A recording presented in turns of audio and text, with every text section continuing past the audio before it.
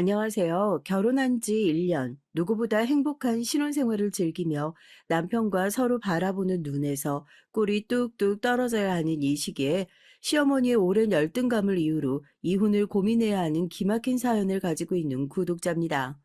자기 아들을 빼앗아간 며느리를 상대로 열등감을 느끼는 한심한 시어머니냐고요? 차라리 그런 거였으면 제가 이혼을 결정하는 게 그렇게 어렵지도 않았을 테니 오히려 그게 나았겠다 싶더라고요. 저희 시어머니가 가지고 있는 열등감의 화살은 제가 아닌 저희 친정 엄마한테 향하고 있었던 거였으니까요. 보희야, 이거 가서 광진이를 갖다 주고 와. 광진이는 아직 밥 안 올렸으면 이따가 저녁에 우리 집 와서 밥 먹으라고 하고. 갈비찜 맛있게 해놨다고. 알겠지? 시댁과 저희 집의 인연은 생각보다 훨씬 더 옛날로 거슬러 갑니다. 남편과 전 어렸을 때부터 한 동네에 살던 단짝 친구였거든요. 남녀 사이에 친구가 어디 있냐고. 물론 저희도 지금 결혼해서 같이 살고 있는 거 보면 정말 남녀 사이에 친구는 없는 게 맞나 싶지만 뭐 그렇게 어렸을 땐 한 번도 남편과 잘 될 거라 생각조차 해본 적이 없었어요. 그냥 남자치고 이해심이 많은 애, 성격 좋은 애, 저기 아랫집에 살고 있는 애, 딱 그 정도였죠. 하도 성격이 잘 맞고 성격이 잘 맞는다는 말론 뭔가 부족한 느낌? 그야말로 죽이 척척 맞아 떨어졌거든요.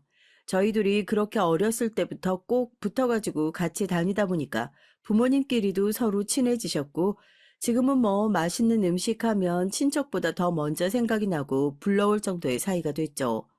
제가 어렸을 때 저희 부모님은 공장을 운영하셨어요.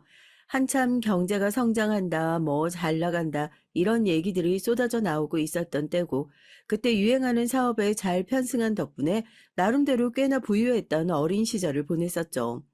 그 옛날에 피아노며 바이올린이며 악기 교습을 해주신다고 가정교사 선생님이 집으로 직접 방문하셨고, 엄마도 아빠랑 결혼하신 이후로 한 번도 밖에 나가서 돈을 직접 벌어오신 적이 없다고 하셨었거든요. 반면에 사실 시댁은 오히려 경제적으로 어려움이 좀 있었던 것 같아요. 저도 어릴 때라 잘 기억은 나지 않지만 뭐 학교에서 수학여행을 가고 뭐 하고 그런 큰 이벤트가 있을 때마다 시아버지께서 심각한 표정으로 저희 집 문을 두드리곤 했었거든요. 보이야, 오늘 본 거 어디 가서 말하면 안 된다. 광진이한텐 더더욱 안 되고. 아빠 말 무슨 뜻인지 알겠지? 이웃끼리 서로 어려울 땐 돕고 살 수도 있고 그런 거야. 너도 나중에 광진이 학교에서 어려운 일 있으면 나서서 돕고. 그래야 아빠 딸이지. 예전엔 미처 깨닫지 못했는데요. 지금 와서 생각해보니 저희 친정 엄마가 광진이 어머니, 그러니까 지금 현재 제 시어머니를 꽤나 불편하게 여겼었던 것 같아요. 집안끼리 친하고 또 애들끼리 친하고 하니까 집안끼리 왕래가 잦았던 건 당연한 건데 항상 저희 집에 올 때마다 뭔가 본인의 신세 한탄을 계속하고 돌아가셨던 것이 아직까지 기억에 나거든요. 그 한탄의 대상은 대부분 저희 엄마였던 것 같고요. 저희 엄마가 아버지를 만나시기 전엔 피아노 선생님을 하셨다고 하시더라고요. 결혼을 하고 나서 아빠가 공장을 운영하고 나빠지니까 그렇게 피아노 건반이나 누르던 손을 기름때 묻는 기계 만지는 데 쓰셨고 아빠 입장에선 능력 있는 여자 호강시켜주겠다고 호언장담을 하고 결혼해놓고 이런 고생이나 시키고 있었던 것이 늘 미안하셨던 것 같아요. 그래서 공장이 어느 정도 먹고 살 만한 수준으로 올라가자마자 엄마한테 바로 일 관두라고 하셨다고 하더라고요. 결혼했을 때 약속한 것처럼 이제 정말로 손에 물 한 방울 안 묻히면서 살겠다고요. 그렇게 전업주부 생활을 시작하셨던 거고요. 할머니도 할아버지도 그런 엄마한테 집에서 놀면서 살림이나 한다고 구박을 하시고 눈치를 주셨던 적이 단 한 번도 없었어요. 오히려 네가 우리 집안 일으켜 세웠다 하면서 손 꼭 붙잡고 고마워하셨으면 고마워하셨죠. 다른 건 몰라도 집안 분위기 하나만큼은 어디 다른 집에 비할 수 없을 정도로 좋았던 것 같네요. 언니는 참 좋겠어. 시집 잘 가고 남편 잘 만나서 고생이라는 것도 모르고 사니까. 난 남편이 벌어다주는 쥐꼬리만한 월급으로 어떻게 먹고 살아야 되나. 생각만 해도 숨이 턱턱 막히는데. 아이 대골 같은 집에서 맨날 공주놀이 하면서 사는 기분이 어떻겠냐고. 아이고 자기야 나라고 뭐 옛날부터 이렇게 잘 먹고 잘 살았나? 젊은 시절에 그렇게 고생하던 날이 있었으니까 이제야 조금 숨 돌리고 사는 거지. 자기도 힘든 날 있으면 좋은 날 오고, 좋은 것만 있다가 힘든 것도 오고, 인생 순리라는 게 그런 거니까. 항상 힘들 거라고 그렇게 장담하지 말어. 좋은 생각을 해야 좋은 일이 들어오지. 사실 어렸을 때도 시어머니가 집에 와서 그런 소리를 하실 때마다 잘 이해가 안 됐던 것 같아요. 맛있는 저녁을 준비한 것도 저희 엄마고, 집에서 살림하시면서 누구한테 피해 준 것도 아닌데 왜 저렇게 초대받아 엄마가 해준 음식 먹으면서 볼멘 소리만 골라서 할까 했다니까요. 그래도 저희 엄마 그런 얘기에 한 번도 짜증 낸 적 없이 좋은 생각을 해야 좋은 일이 들어온다고 되레 달래주시기만 했습니다. 나이를 조금 먹고 나니까 그렇게 매번 좋은 소리만 하는 엄마가 좀 답답할 때도 있었지만 말이에요. 보이야, 너 들었니? 광진이네 집이 경매로 넘어간단다. 이게 대체 무슨 일인지. 보이 너도 광진이한테 연락 좀 해봐. 응?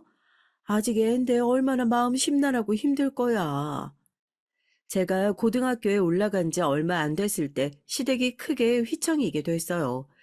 그때야 뭐 하룻밤 지나고 나면 내 옆에서 같이 일을 하던 동료가 갈려 나가던 시기였으니 이상할 것도 없었지만 절대로 잘리지 않을 줄 알았던 탄탄한 기업에 다니던 시아버지께서 희망퇴직 신청까지 받아 직장을 관뒀다는 소식. 그리고 집이 어려워지면서 여기저기 주변에 손을 벌리고 다녔던 것이 한 번에 터져버려 살고 있던 대궐 같은 집이 경매로 넘어갔다는 소식을 들었죠. 그래도 제일 친한 친구였고 제일 가깝게 지내온 이웃이었으니 그런 일을 겪었다는 게 얼마나 마음이 쓰이겠어요. 저만 친구를 걱정한다 생각했는데 부모님도 영 마음이 좋지 않으셨나 봐요. 힘들어서 어쩔 줄 몰라 하는 시댁에게 먼저 손을 내밀었던 것도 저희 부모님이셨죠. 아이고, 광진이 아버지. 갑자기 이런 일이 생기니까 얼마나 마음이 심란하고 복잡해요. 우리가 하루 이틀 보고 살았던 사이도 아니고 애들끼리도 친하게 지내는데 갑자기 광진이네 그렇게 됐다고 얘기를 들으니까 마음이 영 편치가 않아가지고요. 보이 아버지랑 상의해서 결정한 일이에요. 이 돈은 우리 없는 돈이다 생각하고 지낼게요. 광진이 아버지 사정 좀 나아지면 그때 다시 돌려줘요. 당장 일할 데 없으면 별로 괜찮은 자리는 아니지만 우리 회사 잠깐 나와 일이라도 해요. 응? 그래도 지금 당장 식구들 먹고 살 돈은 있어야 할 거 아니에요. 아이고, 형수님, 제가 죄송스러워서 이 돈을 어떻게 받아요? 갑자기 회사가 어려워져서 식구들한테 미안하죠. 직장만 제대로 잘 다니고 있었어도 비틀어 막을 상황은 됐을 텐데 제가 이 은혜를 언제 꼭 다시 갚겠습니다. 정말 감사해요. 이웃 사람들끼리 힘들면 이 정도는 도우면서 살 수 있는 거지. 그거 가지고 기죽지 말고, 어? 괜히 도움받았다고 눈치 보고 살고 그러지 말어. 가장이 어깨를 똑바로 펴고 살아야 식구들도 우리 집 괜찮구나 하고 안심하며 지내는 거니까. 맨날 힘든 날만 있겠어. 자네가 뭐 성실하지 못한 것도 아니고 능력이 부족한 것도 아니고 좋은 날 올 걸세. 그렇게 힘든 순간에도 저희 가족은 함께였어요. 어머니와 아버지는 이대로 모른 척 하는 것이 너무 마음에 쓰이신다면서 두 분이서 따로 돈을 마련해 건네주셨습니다. 시아버지께서도 진짜 성실하기로 따졌을 때 둘째가라면 서러우신 분이었거든요. 어쩌다 일이 잘못 꼬여 지금 휘청하고 있지만 금방 다시 나아질 것이라는 확신이 있으셨던 모양입니다. 당시에 여기저기 돈을 빌리고 다녀서 이제 더 이상 돈 빌려줄 사람도 없고 또 다른 은행 빚도 터지기 직전이어서 정말 나쁜 생각까지 하셨다는 시아버지께선 그렇게 저희 집에 도움을 받아 조금씩 몸과 마음을 회복해 나가고 계셨죠. 하지만 마냥 고마워하는 사람들만 있었던 건 아닙니다. 정말 좋은 마음으로 도운 것밖에 없었던 저희 부모님의 의도를 꼬아서 생각하고 기분 나쁘게 받아들였던 사람도 분명히 있었죠. 맞습니다. 그게 저희 시어머니셨어요. 돈 받아가며 도움 받을 땐 언니 언니 소리해가면서 고마워서 어쩔 줄 모르겠다고 눈물까지 보이셨던 분이 시아버지께서 저희 친정아빠 회사로 들어온 지 2달도 안 돼서 잔뜩 화가 난 얼굴로 저희 집 문을 두드리는 일이 있었죠. 우리 집을 무시해도 유분수지. 언니, 사랑 그렇게 안 받는데 어떻게 그럴 수가 있어요? 어? 거기 회사 들어가서 일한다고 우리 집 양반이 무슨 이 집 종인 줄 아는 거야. 뭐야? 뭔가 오해가 있는 것 같다고 일단 들어와서 얘기하자고 잔뜩 화난 시어머니를 집 안으로 데리고 들어온 친정엄마. 아직도 분이 풀리지 않았는지 씩씩거리면서 저희 엄마 어깨를 밀치고 삿대질을 하면서 그야말로 막말을 쏟아냈습니다. 부잣집 딸이라 고생 한 번 안 해봐서 언니는 내 맘 모른다. 아무리 그래도 우리 남편한테 어떻게 그렇게 하찮은 일을 시킬 수 있냐 하고요. 시아버지 망하기 전까진 꽤나 큰 대기업에 다니고 계셨던 분이라 양복 차려입고 하루 종일 사무실에 앉아 하는 일만 해보셨겠죠. 하지만 생산직이 주가 되는 아버지 공장에서 그런 일을 할 수 없는 게 어쩌면 당연한 일인데도 공장 잠바 입고 왔다 갔다 하면서 기계 정비하는 것이 퍽 억울하셨던 모양입니다. 저희 친정엄만 당황하셔서 우리 회사에 사무직 일을 하는 사람 자체가 별로 없다. 상고 나와서 회계 보는 애들이 하는 일인데 어떻게 광진이 아빠한테 그런 일을 시키겠냐. 뭔가 오해한 거다. 계속 뜯어 말렸는데도 가슴을 치면서 엉엉 울기까지 하시더라고요.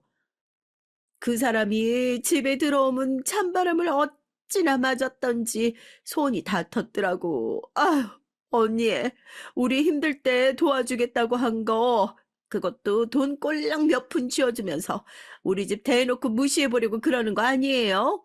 그냥 나 보기 싫어서 미워가지고 우리 광진이 아빠 그런 하찮은 일이나 시키고 있는 거 아니냐고. 이웃이라고, 돕고 살아야 한다고 나설 땐 언제고, 어떻게 이럴 수가 있어, 언니가? 응? 아니, 돈 꼴랑 몇 푼이라니 그런 소리를 자네가 어떻게 할 수 있어? 우리도 그렇게 여유로운 사정이라 선뜻 도와주겠다고 한 줄 알아? 아무리 화가 나고 억울해도 할 말이 있고 못할 말이 있지.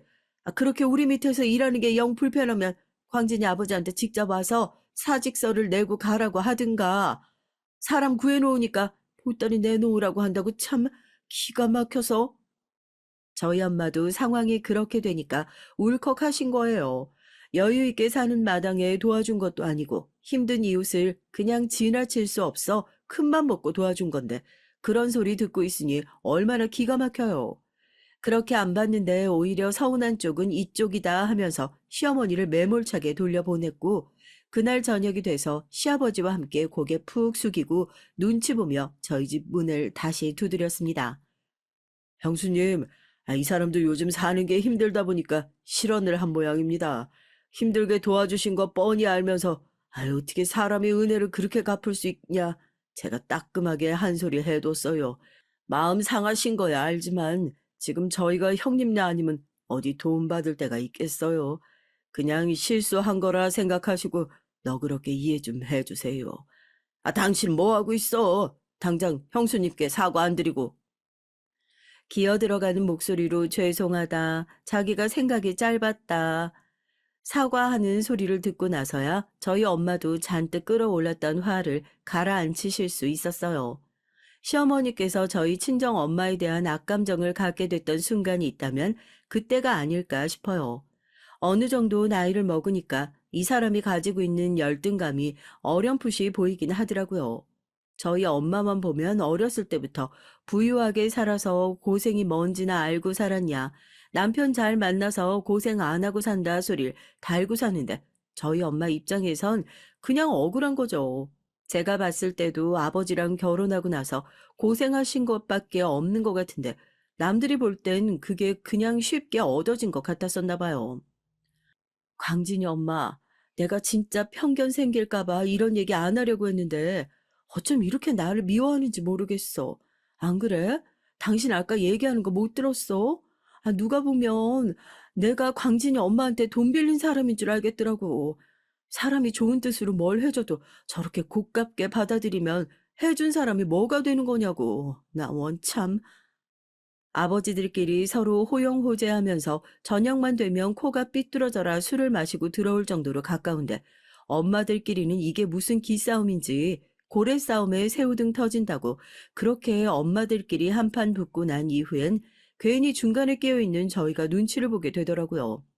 남편은 그런 일이 있을 때마다 항상 한달음에 달려와 본인이 대신 사과를 했고요. 어쩌면 저희 인연은 그렇게 어머니들끼리 싸우면서 더 끈끈해졌던 걸 수도 있겠네요. 우리 어머니가 또 한바탕 하고 갔다며? 아이, 미안해. 집 이렇게 되고 나서 어머니도 상심이 크신가 봐. 화낼 때가 그쪽이 아닌데도 잘 받아주시고 도와주시고 하니까 괜히 거기 가서 큰 소리 치시는 것 같아. 아주머니 많이 화나셨지? 이거 들고 가. 아주머니가 국화빵 좋아하시잖아. 오는 길에 샀어. 이건 네 거. 괜히 우리 집 도와줬다가 속만 상하시겠다. 머쓱하게 웃으면서 저희 엄마가 좋아하시는 국화빵을 한아름 안겨주던 남편. 그거 들고 집으로 들어가서 식탁 위에 올려놓으며 저희 엄마의 남아있는 화도 싹 풀리곤 했죠. 국화빵 먹으면서 엄마도 광진인 이렇게 의젓하고 괜찮은데 엄마는 왜 그러나 몰라 혼잣말을 하셨고요. 모든 일을 당연하게 생각하지 않고 매사 감사할 줄 알고 제가 표정이 조금만 안 좋아도 무슨 일이 있는 걸 금방 알아차리고 기분 전환을 해준답시고 손목을 끌고 산책을 나가던 남편은 어느 순간부터 동네에서 어울려 다니는 단짝 친구를 넘어 제 인생에 꼭 필요한 존재가 됐어요. 고백은 제가 먼저 했고요. 남편도 같은 마음인 걸 확인하고 연애를 시작했습니다. 저희가 뭐 로미오와 줄리엣인 것도 아닌데 처음엔 가족들 눈치가 보여서 비밀 연애를 했었다니까요. 어쩌다가 가족들끼리 다 같이 모여 밥을 먹고 있을 때도 넌 이제 연애 안 하냐 어쩌냐 이런 얘기가 나오면 둘 다 괜히 뜨끔해서 연애 관심도 없는 척을 하느라 얼마나 애를 먹었다고요. 그거 숨겨봤자 얼마나 가겠어요. 연애한 지 몇 달도 안 돼서 골목길 담벼락 앞에서 네가 먼저 들어가라, 내가 먼저 들어가라, 신랑이 하는 모습을 저희 아버지가 딱 보게 되는 바람에 저희 비밀 연애도 막을 내리게 됐습니다. 세상에, 딸 열심히 키워놓으면 뭐해? 엄마한테 이런 비밀이나 만들고, 어? 니네가 무슨 견우와 직녀야? 광진이면 엄마도 손 번쩍 들고 환영이야. 저렇게 속 깊고 괜찮은 애, 네가 어디 가서 만나겠어? 우리 집에서 니네 사이 반대할 사람이 누가 있다고 그런 걸 비밀로 해, 비밀로 하기는? 그동안 열심히 비밀 연애를 해왔던 것이 무색하게 가족들은 모두 저희 사이를 응원해 주셨어요. 특히 가장 기뻐했던 건 저희 친정 아빠였죠. 시아버지와 항상 나중에 애들 크면 서로 사돈지간 맺으면 좋겠다고 옛날부터 종종 얘기를 했다는데 자식들이 나가서 그 꿈을 이루어준다면 말이에요. 오히려 다들 그렇게 한마음 한뜻으로 응원을 해주니 그동안 뭐하러 그렇게 집 들어갈 때 빙빙 돌아가면서 고생을 했는지 좀 어이가 없기도 하더라고요. 저희가 연애를 시작하면서 계속 어려울 것만 같았던 시댁의 상황도 다시 한번 반환점을 맞았습니다. 남편은 대학 졸업하고 일찌감치 대기업에 취업해서 회사 생활 잘 하고 있었고, 그동안 사기당했던 것들 못 돌려받았던 돈들이 들어오면서 시아버지께서도 저희 아버지 회사 나가 다른 일 하기 시작하셨다고요. 몇 년 후엔 돌려받을 생각 안 하고 빌려주었던 돈에 두둑하게 이자까지 얹어 두툼한 봉투를 내밀며 그동안 고마웠다는 감사 인사를 하시기도 했습니다. 그동안 나도 우리 집 사정이 이래서 너한테 결혼하자는 얘기하기가 미안하기만 했었는데, 이젠 아버지도 자리 제대로 잡으신 것 같고, 아버지 아니더라도 나 혼자서 얼마든지 너 먹여 살릴 수 있을 정도 되는 것 같아. 이제 우리 부모님께 정식으로 인사드리고 결혼하자, 응? 우리 집 힘들 때, 나 힘들 때, 너 없었으면 아마 못 버텼을 거야. 살림이 나아지면서 남편도 저에게 청혼을 했고 언제 프로포즈 받나 마냥 기다리고 있던 전 고민도 하지 않고 냉큼 그 제안을 받아들였습니다. 연애가 길어지니까 주변에서도 너네는 그래서 언제 결혼할 거냐, 한 살이라도 젊을 때 빨리 결혼하고 애를 낳아 키워야 힘든 줄 모른다. 훈수가 장난이 아니었거든요. 서로 여자친구, 남자친구 한 명을 못 사귀어보고 첫 연애에서 결혼까지 하게 됐지만 억울하다 느낀 사람은 아무도 없었습니다. 외려 다른 망한 연애를 경험해보지 않고 처음부터 정답지를 고른 것 같아서 뿌듯하기만 했었다니까요. 모든 것이 완벽하고 평화롭기만 했습니다. 저희 가족에 깨지지 않을 것 같던 그 평온함은 제가 시집 가겠다 마음을 먹은 그 이후부터 금이 가기 시작했어요. 아무래도 회사 사정이 어려워져서 다시 나가 일을 해야 할 것 같다던 엄마의 얘기가 시작이었죠. 산업이라는 게 몇 년 주기로 잘 됐다가 안 됐다가 이런 사이클이 있다고 하잖아요. 저희 아버지도 마찬가지였습니다. 절대 어려움을 겪지 않을 것 같았던 공장이 큰 위기 상황을 겪으면서 어머니도 앞치마를 벗어던지고 다시 공장에 출근을 하기 시작했고요. 그렇게 온 가족이 나서서 열심히 일을 하는데도 불구하고 상황은 쉽사리 나아지지 못했어요. 그 당시에 공장에서 일하던 직원의 절반을 잘라내야 했고, 출근해서 월급을 받아가는 것도 눈치가 보이더라고요. 불안한 제 마음을 늘 다잡아주었던 건 남편이었습니다. 이러다 우리 집 진짜 망해버리면 어떡해? 내가 지금 이 시기에 결혼을 하는 게 맞는 건지 마음이 불편해 죽을 것 같아. 부모님은 새벽까지 잠도 못 주무시고 회사 걱정하고 계시는 것 같은데 내가 지금 이렇게 태평하게 결혼이니 뭐니 그냥 너무 해맑고 철없는 소리나 하는 건가 싶어서 걱정스럽기도 하고. 아, 진짜 어쩌다 갑자기 이런 일이 생겨가지고. 네가 걱정하면 뭐 달라져. 지금은 그냥 아무것도 안 하고 열심히 네 할 것만 하는 게 장인어른 장모님 도와드리는 일이야. 그리고 부모님 사업 잘 안 된다고 해서 네 인생 망하는 것도 아니잖아. 이제 나한테 시집 올 건데 내가 너 하나 못 먹여 살릴까 봐 어떻게든 책임질 테니까 쓸데없는 걱정하지 말고 우린 우리 결혼 준비나 잘 하자. 응? 몇 년 만에 그렇게 상황이 완전히 역전되고 말았던 거죠. 그제서야 남편이 저희 집을 찾아오면서 매번 느꼈을 기분을 저도 이해하게 됐습니다. 제가 잘못해서 상황이 악화된 것도 아닌데도 괜히 눈치를 보게 되더라고요. 부모님도 마냥 미안해하시기만 했죠. 결혼같이 좋은 일을 앞에 두고 괜히 부모님께서 제 발목을 잡는 것 같다면서요. 그런 소리 하지 마라. 시댁 힘들 때 누가 제일 먼저 나서서 도와줬는지 두 분 다 잊었어요? 고맙다고 다음번에 어려운 일 생기면 두 팔 걷어붙이고 나서겠다고 하셨던 게 두 분이잖아. 그 두 분한테 뭔가 도움받는다는 얘기가 아니라 적어도 그런 일로 나 눈치 주실 일 없을 거니까 엄마 아빠도 그런 건 너무 걱정하지 말란 소리야. 오히려 잘 됐다 긍정적으로 생각하면 서로 이제 내보여야 할 부분 바닥까지 다 봤으니 창피하고 말 게 어디 있냐 생각이었죠. 물론 남편도 같은 생각이었고요. 집이 조금 휘청거리는 것 하나 가지고 기죽을 필요 없다. 시댁 역시 기죽일 일도 전혀 없을 거다 생각했죠. 실제로 상견례 자리에서도 예단이며 예물이며 쉽사리 말을 꺼내지 못하는 저희 부모님을 앞에 놔두고 시아버지께서 선뜻 생략할 건 생략하고 생길 거 있으면 남자 쪽에서 챙기는 게 맞는 것 같다고 하면서 저희 부모님의 부담을 덜어주시기도 했어요. 고마워서 어쩔 줄 몰라 하는 부모님에게 별일 아니라는 듯이 대수롭지 않게 그러시더라고요. 덜 갚은 게 있는 것 같다고. 내가 사돈소리를 해야 되는데 형님이랑 워낙 친하게 지낸 세월이 있어서 그런지 사돈소리가 입에 붙지는 않네. 여튼 사돈한테 제가 진 빚이 워낙 커서 집에 가서 계산기를 두드려 보니까 그때 그 푼돈 같은 이자 붙이는 걸로는 안 되겠다 싶더라고요. 이건 누가 덜 해주네 더 해주네 문제가 아니라 내가 그냥 그동안 졌던 빚 갚는 거니까 사돈도 부담 갖지 말고 받아주세요. 그때 사돈이 아니었으면 저희 식구들 결혼이 뭡니까? 다 손가락 빨고 앉았지. 말뿐이라도 그렇게 얘기해 주니까 얼마나 고마워요.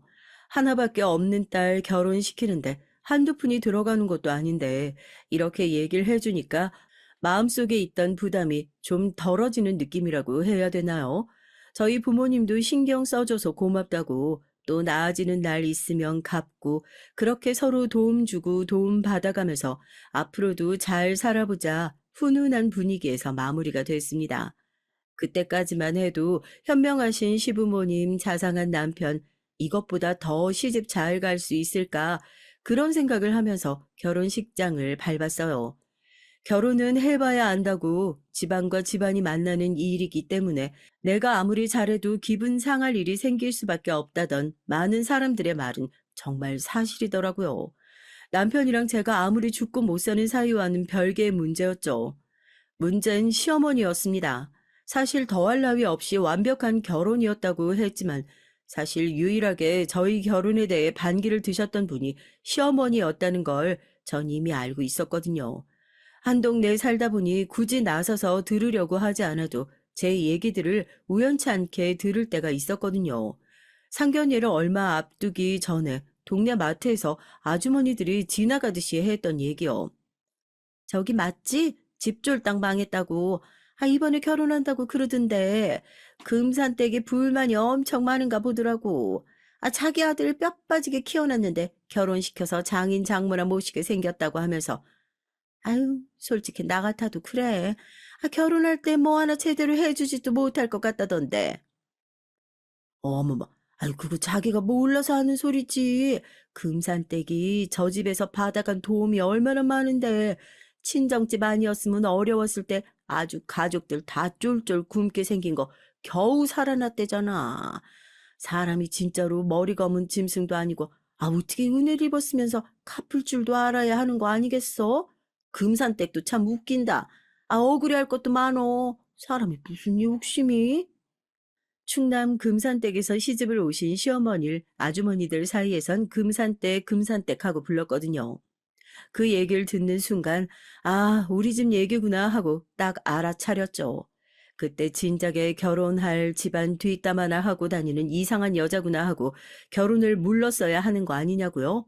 시어머니 성격 까탈스러운 건 알고 있었지만 그때까지만 하더라도 아무리 그래도 이제 한 식구가 될 사람인데 설마 저렇게까지 얘기를 하고 다녔나 싶기도 하고 말 지어내고 자기들끼리 떠들어대는 거 좋아하시는 동네 아줌마들의 말을 믿고 결혼을 무른다는 것도 엄청나게 우스운 일이니까 별다른 소리 하지 않았죠.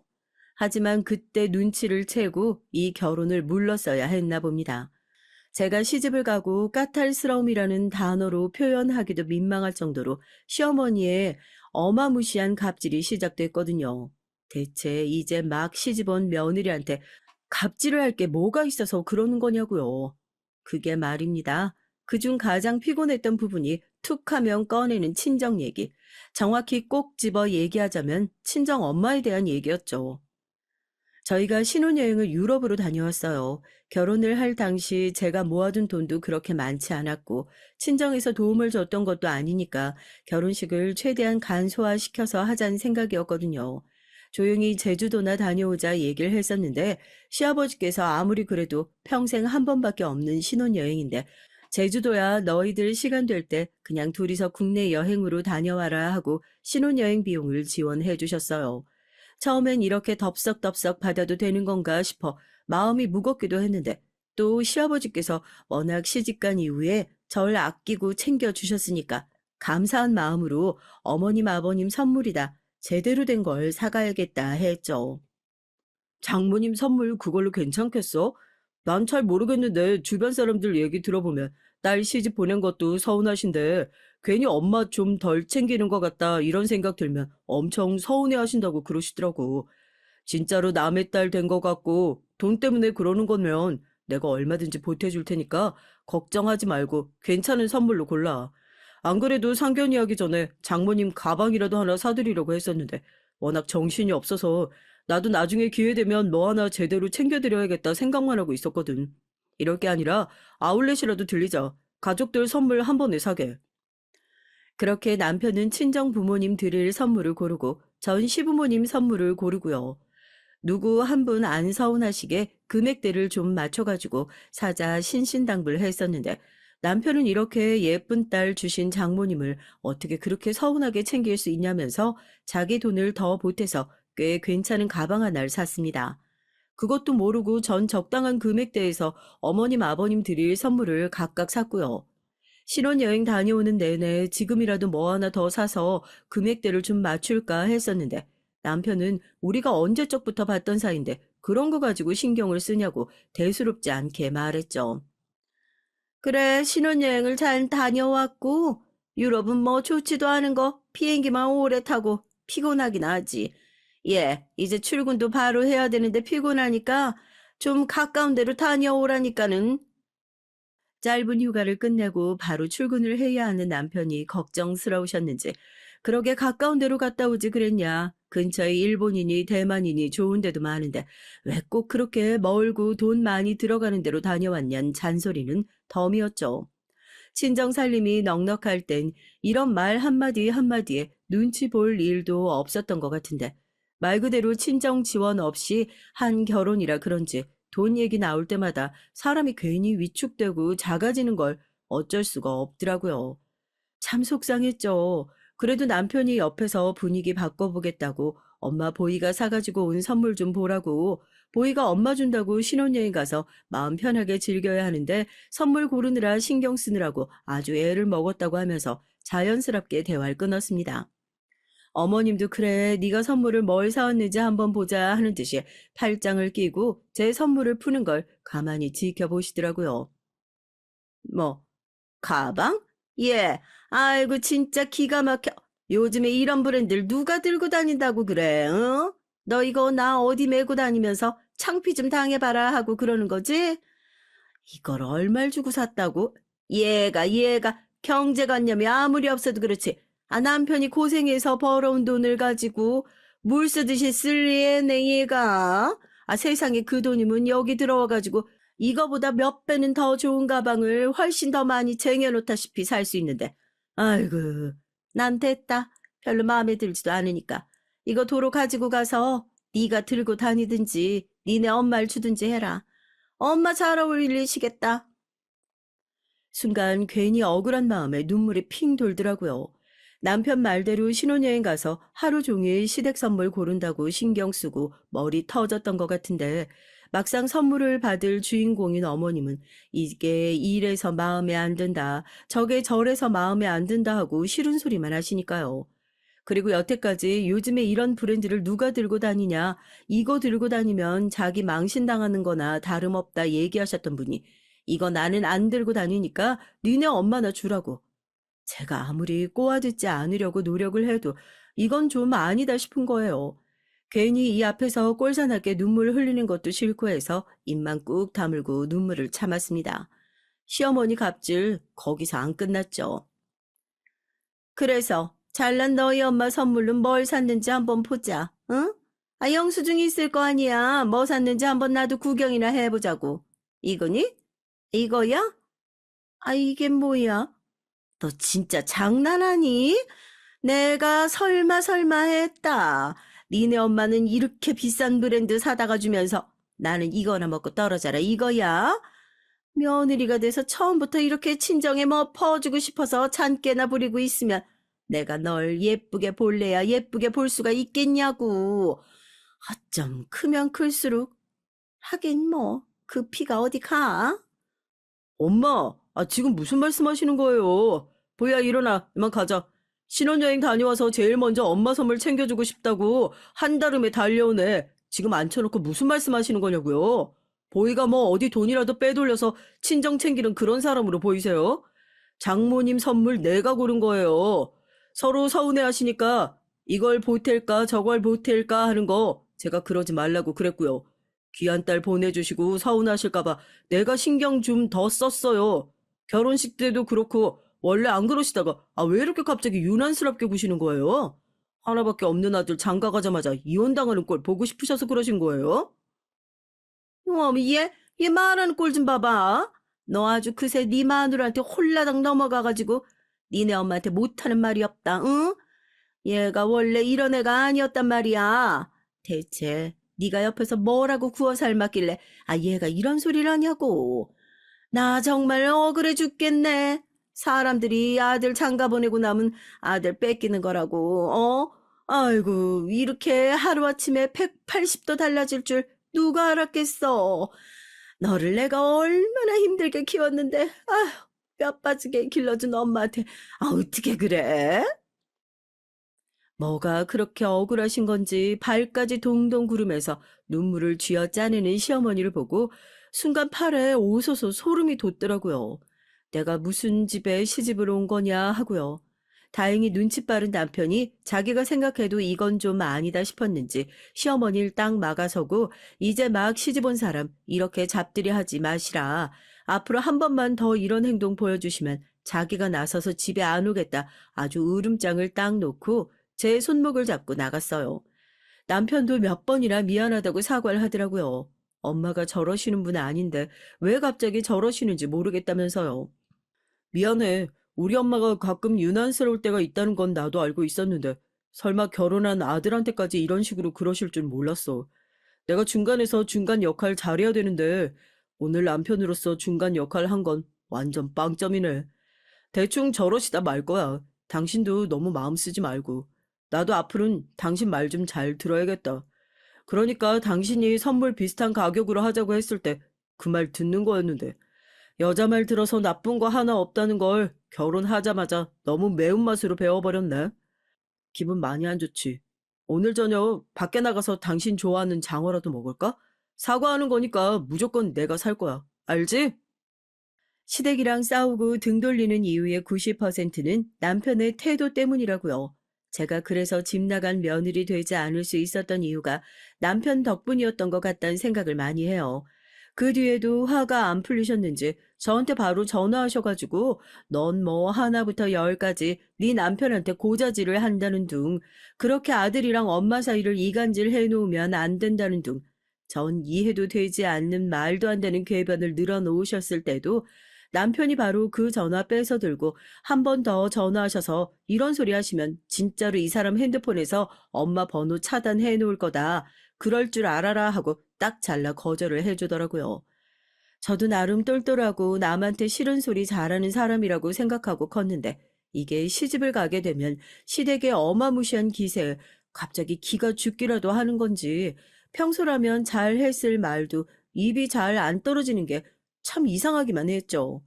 다행히 시아버지와 남편 시댁엔 그렇게 든든한 편들이 있어서 제가 생각보다 마음이 많이 상할 일은 없었고요. 그리고 그런 일 하나하나 다 서운해하면 앞으로 남은 긴 인생 어떻게 살까 싶었으니까요. 여보, 이번 주에 아버지 생신인 거 알지? 다른 건 몰라도 우리 집은 생일 하나는 좀 꼼꼼하게 잘 챙기는 편이거든.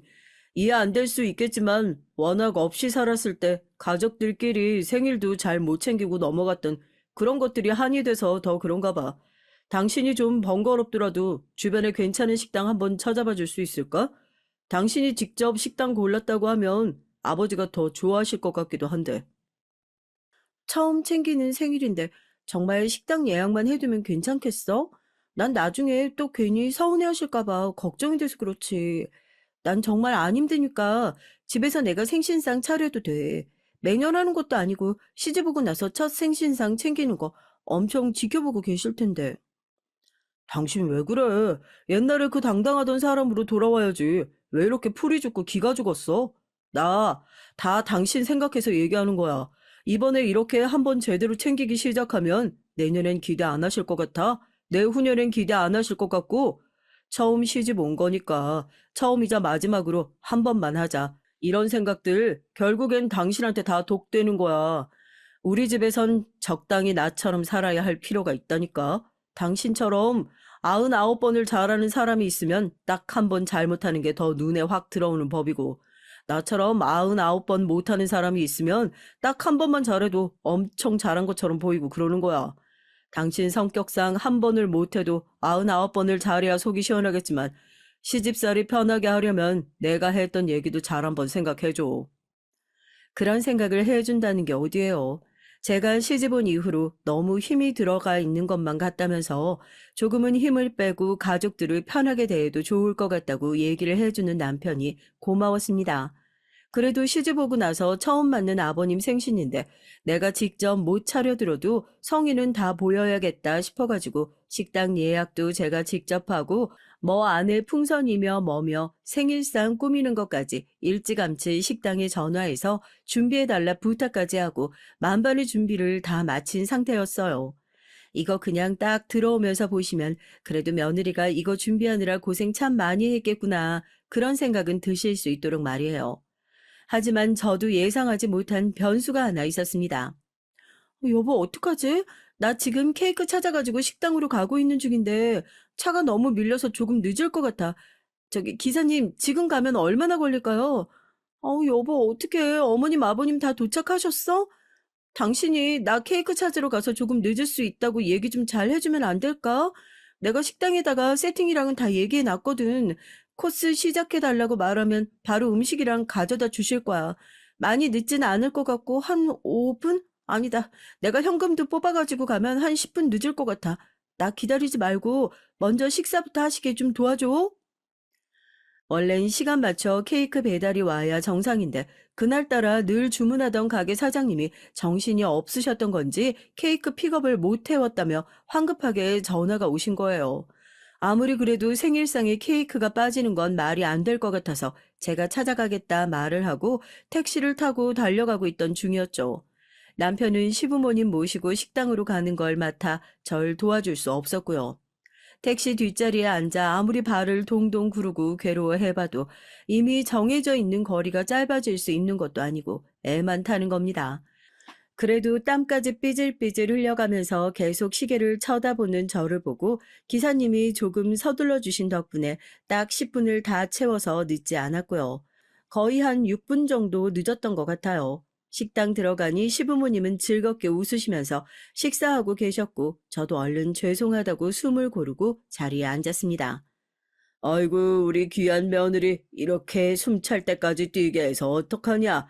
케이크가 뭐 별거라고. 우리 평소에 안 그래도 단 거 너무 많이 먹어서 줄여야겠다. 이런 얘기하고 있는데 다음번에 또 이런 일 있으면 늦어도 괜찮으니까 너 조심히 안전하게 오고 알겠지? 그래도 처음 맞는 생신인데 이런 식으로 구는 게 어딨다고요. 이게 시부모님 무시하는 것밖에 더 돼? 네가 부모님 생일이었어 봐라. 그렇게 늦을 수 있는지. 시아버지께선 또 잔소리에 슬슬 시동을 걸고 계신 시어머니를 말리면서 안 그래도 늦어서 제일 당황스럽고 죄송스러운 건 새아가일 텐데 왜 꼭 말을 그렇게 해야 하냐며 제 편을 들어주시더라고요. 남편도 마찬가지였고요. 케이크 사오느라 힘들 사람한테 잘했다는 칭찬 먼저 해주시지 뭘 얼마나 잘못했다고 자리에 앉기도 전에 그렇게 싫은 소리부터 하시냐고. 남편이랑 아들한테 양쪽으로 라이트 훅, 레프트 훅 맞으신 시어머니 어지간히 기분이 나쁘셨는지 식사 시간 내내 먹는 둥 마는 둥 하시고 입을 대빨 내밀고 계셔서 제 마음이 다 불편했었다니까요. 식사 코스가 한창 진행되고 있을 때 제가 먼저 자리에서 살짝 일어났어요. 카운터에 가서 계산이라도 좀 하고 오려고요. 뒤에서 예 하고 부르는 소리가 들리더라고요. 저희 시어머니셨습니다. 아까 일 때문에 아직도 기분이 상해 계신 것 같아서 제가 고개를 숙여서 사과를 드렸죠. 어머니 말씀대로 첫 생신이고 제가 좀 더 신경 써서 일찌감치 와서 준비했어야 하는 건데 죄송해요. 다음 생신 땐 절대 이런 일 없도록 저도 준비 잘 해볼게요. 너무 안 좋게만 보지 마시고 너그러운 마음으로 용서해 주시면 지금 뭐 하시는 거예요? 순간 진짜 눈앞에 불이 반짝하고 들어온 것 같았죠. 믿기지 않았지만 어머님이 아무렇지 않게 손을 올려 제 뺨을 후려치신 겁니다. 살면서 누군가한테 뺨 맞아볼 일이 뭐가 있겠어요. 너무 기가 막혀가지고 얼굴 붙들고 지금 뭐 하시는 거냐고 그랬죠. 손톱에 긁힌 건지 아니면 어머님 반지에 긁힌 건지 뺨이 조금 찢어져서 피가 나더라고요. 주변 사람들도 웅성거리며 쳐다보기 시작했고요. 대체 이게 무슨 창피해요, 진짜. 네가 우리 집안을 무시해도 유분수지. 감히 하나밖에 안 계시는 시아버지 생신에 늦을 생각을 다 해? 너 아주 내 생일 때는 얼굴 코빼기도 안 비추겠다. 어머님, 지금 고작 그런 이유로 저한테 손을 올리신 거예요? 아버님 생신, 그것도 아버님 생신 케이크 찾으러 가느라 늦은 사람한테요? 저 진짜 견디는데도 한계가 있어요. 시어머니 뺨이라도 한 대 똑같이 날려줄까 하다가 부들부들 떨리는 손을 주먹 꽉 쥐고 그대로 식당을 박차고 나와 친정으로 달려갔습니다. 오늘 시아버지 생신인 걸 알고 있었던 부모님께선 갑작스럽게 딸이 집에 찾아왔다는 사실에 한번 놀라고 얼굴에 나 있는 선명한 자국을 보고 또 한번 놀라시더라고요. 친정아빠 얼굴을 보고는 왜 이렇게 눈물이 왈칵 터지는지요. 아빠, 나 이대로 억울해서 못 살겠어. 시어머니가 시아버지 생신 파티에 늦었다고 갑자기 내 뺨을. 어린아이처럼 아빠 품에 안겨 엉엉 울고 말았죠. 걱정하실 거란 건 뻔히 아는데도 눈물이 쉽사리 멈추지가 않더라고요. 그렇게 한참 눈물을 쏟고 그제서야 침착하게 제 얘기를 하니 저희 아빠 얼굴이 새빨갛게 달아올라선 당장 앞장서라면서 제 손목을 확 잡아당기셨어요. 살면서 아빠가 그렇게 화가 나신 모습을 처음 보는 것 같았죠. 자네 생일이라면서 생일 축하에 어떻게 내가 빠질 수 있겠어? 지금 내 딸이랑 같이 자리로 갈 테니까 주소 하나 보내주게. 그래. 저를 찾는 전화 다 안 받으려고 핸드폰도 꺼둔 상태였는데 시아버지가 수화기 너머로 저한테 무슨 일이 있는 거냐고 다급히 묻는 소리가 들리더라고요. 가족들 모두 제가 시어머니에게 어떤 짓을 당했는지 정확히 알지 못했으니까요. 그렇게 친정 부모님 손잡고 다시 한번 생신 파티가 진행되고 있는 식당으로 향했습니다. 저희 아버지 도착하시자마자 시어머니가 먹고 있던 접시 그대로 시어머니 머리 위에 부어버렸어요. 시아버지도 깜짝 놀라 지금 이게 뭐 하는 짓이냐고 소리를 버럭 지르셨고 저희 아버진 그 앞에 제 뺨을 들이미셨죠. 지금 뭐 하는 짓이냐고? 그 소린 내가 물을 말이네. 귀한 딸 시집 보내놨더니 어디 시아버지 생신에 좀 늦은 거 가지고 애 뺨을 이 지경으로 만들어놔? 이딴 폭력적인 사람 밑에서 내 딸 한시도 더 놔두고 싶은 생각 없네. 자네도 마누라 뺨 맞는 거 하나 못 지키는 그런 사람이면 당장 갈라서게. 뭐? 누가 누구한테 뺨을 맞아? 당신 그게 정말 사실이야, 어? 입이 있으면 대답을 해보란 말이야. 아이고, 이거 어쩌면 좋아, 응? 세아가, 내가 미안해서 어떻게 하니? 그냥 살짝 밀친 것뿐이라고 변명하는 시어머니 앞에서 시아버지는 냅다 무릎을 꿇으셨어요. 저희 가족도 그 모습을 보고 깜짝 놀랐고요. 진심으로 미안하다고 이걸 어떻게 사과를 해야 할지 모르겠다고 하면서 고개를 푹 숙이시더라고요. 남편도 말릴 생각을 못하고 그 옆에 같이 무릎을 꿇었고요. 저렇게 뱀 같은 여자 마누라라고 데리고 산 내 죄가 제일 크네. 자기 가족 소중하게 여기지도 못하는 여자가 어떻게 우리 집안 살림을 끌어나가겠나. 당신은 뭐하고 거기 앉아 있어? 당장 안 꺼져? 우리 이혼이야, 이혼. 이혼 소리가 나오니까 그제서야 시어머니 그 앞에 무릎 꿇고 어떻게 이 나이 먹고 이혼을 다 하겠냐 하면서 싹싹 빌기 시작하더라고요. 그 모습을 보고 어찌나 통쾌하던지요. 시아버진 한다면 하시는 분이라서 그런 시어머니의 모습 거들떠보지도 않고 남편과 함께 제 손 붙들고 식당에서 나왔습니다. 처음엔 중간에서 제대로 말려주지도 못하는 남편과 오히려 내가 이혼을 해야 하는 거 아닌가 고민했었는데 시아버지의 통쾌한 복수 덕분에 아무래도 이혼은 좀 더 고민해 볼 문제인 것 같아서요. 뻑하면 저희 엄마 들먹이면서 열등감에 찌들어 있던 시모. 이제는 이혼하고 비교할 대상 아무도 없어 봐야 제정신을 차리지 않겠어요? 안녕하세요. 저는 강아지 고양이 집사로 살고 있는 40대 초반의 사장입니다. 동네에서 술집을 운영하곤 있지만 그곳 말고도 강남의 와인바와 칵테일바를 관리하고 있을 정도로 일이 많아요.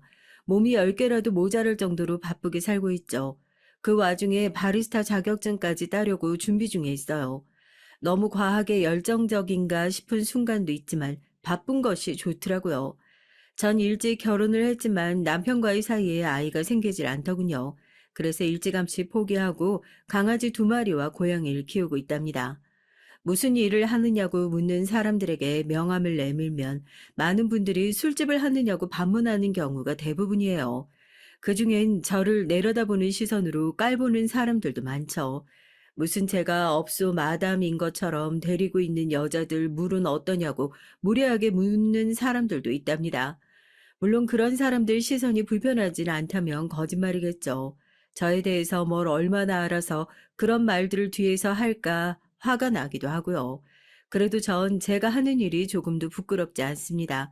와인과 칵테일에 대해 공부하고 자격증까지 따는 것이 얼마나 어려운 일인지 그 사람들은 상상조차 해본 적이 없을 테니까요. 물론 저의 어린 시절 꿈이 소믈리에나 바텐더였던 건 아니었습니다. 믿으실지 모르겠지만 고등학교 중퇴를 하는 날까지 전 한 번도 반에서 1등을 놓쳐본 적이 없거든요. 전교에서도 3등 아래로 떨어져 본 적이 없을 정도였죠. 공부를 좋아하기도 했고 천문학자가 되겠다는 명확한 목표도 있었기 때문에 정말 최선을 다했거든요. 딱 고등학교 2학년 때까지 말이죠. 사연 없는 사람들이 어디 있고 고난과 역경이 없는 사람이 세상에 얼마나 되겠나 싶겠지만 전 정말 고난과 역경 속에서 살아왔답니다. 저의 어린 시절은 최악의 환경이었거든요. 툭하면 손을 올리는 아버지와 그런 아버지를 무서워하면서도 바람이 나은 어머니 아래서 학창 시절을 보낸다는 건 쉬운 일이 아니었답니다. 집에 들어가면 매일 물건이 깨지고 고함 소리가 가득 울렸죠. 전 왜 두 사람이 이혼을 하지 않는 건지 이해가 되질 않았어요. 차라리 각자 갈 길 가면 되는 거 아니겠나 싶었죠. 하지만 제가 몰랐던 건 두 사람이 각자의 길을 가게 되면 전 그 어느 속에도 속할 수 없다는 것이었습니다. 제가 중학생이 되면서 결국 두 분은 이혼을 하셨어요. 전 이제야 평화가 찾아오겠거니 했지만 제게 있어 고난의 시작은 그때부터였답니다. 어머니도 아버지도 절 원하지 않으시더라고요. 마치 제가 두 분의 결혼 생활의 원흉인 듯 서로에게 떠넘기기 바쁘셨죠. 아버진 제가 자기 자식은 맞느냐고 소리를 지르시더군요. 생각지 못했던 순간이라 전 아무런 반응을 보일 수가 없었답니다. 결국 전 아버지에게 맡겨졌지만 아버지께선 절 어디론가 보내버리셨어요. 세장가를 가시는데 방해가 된다는 이유로 말이죠. 진짜 삼촌인진 모르지만 아버진 저더러 삼촌과 살라고 말했어요. 저를 본 삼촌은 혀를 차며 적당히 알아서 지내라고 말했고요. 사춘기로 예민할 시기였던 전 겁이 났습니다. 갑자기 얼굴도 모르는 성인 남자와 한 집에서 지내라니 그게 말이나 되는 소리냐고요. 하지만 삼촌은 아버지와 전혀 다른 사람이더군요. 저에게 신경을 쓰지 않는 것처럼 보였지만 그래도 용돈도 주시고 식사도 챙겨 주셨어요. 나중에 알았지만 삼촌은 아버지의 후배로 몸이 약해서 집에만 있는 사람이더라고요. 돈은 어디서 생기는지 모르지만 생활엔 전혀 곤란함이 없어 보였고 전 죽은 듯이 지냈죠. 저의 유년 시절을 통틀어 가장 평화로운 시기가 아니었나 싶을 정도로 매일 평범 그 자체였습니다. 그런 제 생활에 변화가 생긴 건 고2 여름 삼촌이 돌아가시면서부터였어요. 삼촌은 제 앞으로 얼마간의 재산을 남겼지만 그 돈은 제가 성인이 되어야 쓸 수 있도록 되어 있었죠. 제가 삼촌의 재산을 물려받았다는 소식에 달려오신 아버진 헛걸음했다며 화를 내시곤 그냥 가버리셨어요. 졸제 전 혼자 세상에 덩그러니 남게 됐죠. 삼촌이 살던 집은 삼촌의 가족들이 멋대로 처분해버려서 잠잘 곳 하나 없던 전 결국 학교를 그만두고 돈을 벌어야만 했답니다. 제가 부모 운도 없고 유년 시절 인생이 꽈배기보다 더 꼬여 있었지만 딱 하나 좋은 점은 있었어요. 사람 운이 좋다는 것이었죠. 전 하루에도 아르바이트를 3개, 4개씩 했었는데요. 그중 와인바에서 설거지를 하는 일이 제일 힘들었지만 마음은 편했습니다. 제 사정이 불쌍했는지 사장님께서 직원 휴게소에서 살 수 있도록 배려해 주셨거든요. 와인과 칵테일을 배운 것도 이때였는데요. 사장님은 제게 센스가 있으니 자격증을 따보라고 권해주기도 하셨답니다. 물론 제가 고등학교 중퇴라는 얘기에 졸업장은 있어야 먹고 살지 않겠냐며 공부를 하라고 시간을 빼주기도 하셨죠. 덕분에 자격증도 따면서 주방에만 있던 전 22살을 기점으로 홀에 나와 서빙을 하기 시작했어요. 아마 그분이 아니었다면 전 지금의 삶을 살지 못했을 겁니다. 그때의 인연 덕분이죠. 남편을 만난 건 영화에서나 볼 법한 상황이었어요. 손님으로 왔던 남편이 홀에서 벌어진 난투극을 단번에 해결해 줬거든요. 사건의 발단은 술 취한 개자식이 수작을 걸었는데 그걸 못 참은 제가 따귀를 날려버린 것에서 출발했습니다. 경찰을 부르긴 했지만 이 개자식은 완전 줄을 놨는지 아주 가게 물건을 다 부술 기세로 난동을 부렸거든요. 남편은 몇 번이나 가게를 방문해서 단골이었는데 제가 난감해 보였는지 선뜻 나서서 도와줬답니다. 그게 인연이 돼서 남편과 연애를 시작했고 결혼까지 왔죠. 전 당연히 시댁에서 저를 반대할 것이라고 생각했어요. 경찰인 남편에 비교하면 정말이지 초라하다고 할 수밖에 없잖아요. 검정고시로 겨우 고졸을 면한 상태로 가족이라고 있으나 마나한 사람들, 거기다 직업이 와인바에서 일하고 있는 여자를 어떤 집에서 좋아하겠어요. 그래서 당연히 처음 인사를 갔을 때도 잔뜩 기죽어 있었답니다. 그런데 제 예상은 완전히 뒤집어졌죠. 시댁에선 아무런 편견 없이 저를 받아주시는 건 물론이고 오히려 지금까지 바르게 잘 커준 것이 너무나도 자랑스럽다고까지 말씀해 주셨어요. 그 소리를 듣는데 주책에게도 눈물이 터져버리더군요. 아주 곡소리를 내면서 울었죠. 지금 생각해도 황당하고 민망한데 그땐 눈물이 참아지지 않았답니다. 시어머니께선 지금도 그때 얘기를 꺼내시면 다짜고짜 울기 시작하는데 어떻게 해야 할지 몰랐다고 웃으시더군요. 절 낳아준 사람은 정말이지 최악이란 말이 부족할 정도지만 시부모님은 이보다 더 좋은 분은 없을 정도라 진짜 제 운도 펴지기 시작하나 보다 했어요. 거기다 사장님께서 자신이 운영하는 와인바 중 한 곳을 제게 맡아보라고 하셨으니 이보다 더 좋을 수가 있겠나 싶은 그런 행복한 순간이었죠. 하지만 인생이 그렇게 쉽지만은 않더라고요. 제 인생의 고난은 앞으로 없을 것이라 확신했는데 그게 또 아니었습니다. 행복하기만 했던 순간이 힘들어지기 시작한 건 아주버님께서 결혼을 하시면서부터였어요. 정말이지 뭐 이런 인간이 다 있나 싶은 그런 사람이더라고요. 저한테는 말이죠. 시아버지의 영향인진 모르지만 남편을 비롯한 형제들이 경찰 일을 하고 있었어요. 그중 유일하게 아주버님만 우체국에서 일을 하고 있었죠. 그런 아주버님께서 결혼할 사람을 소개시켜 주겠다고 하면서 형님을 데려왔어요. 첫인상을 얘기하자면 그림 같다고나 할까요? 고상하다라는 단어를 사람으로 만들면 형님이 되겠구나 싶을 정도였어요. 움직임 하나도 우아하더라고요. 와인바에서 일을 하면서 정말 다양한 손님들을 많이 만나봤는데 형님처럼 기품 있어 보이는 사람도 없었거든요. 그럼에도 불구하고 무언가 석연치 않은 구석도 좀 있었죠. 묘한 위화감이 든다고 해야 할까? 이유는 알 수 없었지만 저 모습이 전부는 아니겠구나 싶더라고요. 형님은 나름 있는 집 따님이었습니다. 아주버님을 어떻게 만났는지 의문일 정도였어요. 잘못된 우편을 배달하고 회수하는 과정에서 마주쳤다가 형님께서 아주버님께 꽂히면서 두 사람의 인연이 시작되었다고 들었죠. 저도 영화 같은 만남이었는데 이쪽이야말로 진짜 소설로 만들어도 되겠구나 싶더라고요. 시부모님도 형님이 꽤나 마음에 드시는 눈치였습니다. 다만 양가가 너무 차이가 나서 그 부분이 좀 망설여지신다고 하더라고요.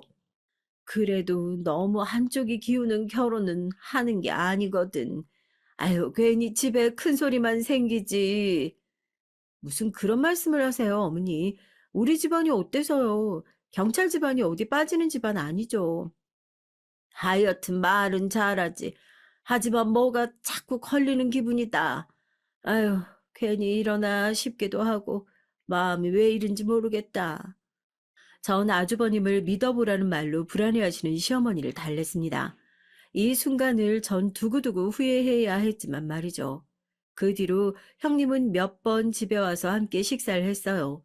그러는 어느 날이었습니다. 저녁 식사를 마치고 전 주방 정리를 하면서 설거지를 하고 있었고 형님은 과일을 깎고 있었어요. 형님께서 절 부르더니 묻고 싶은 것이 있다고 하더라고요.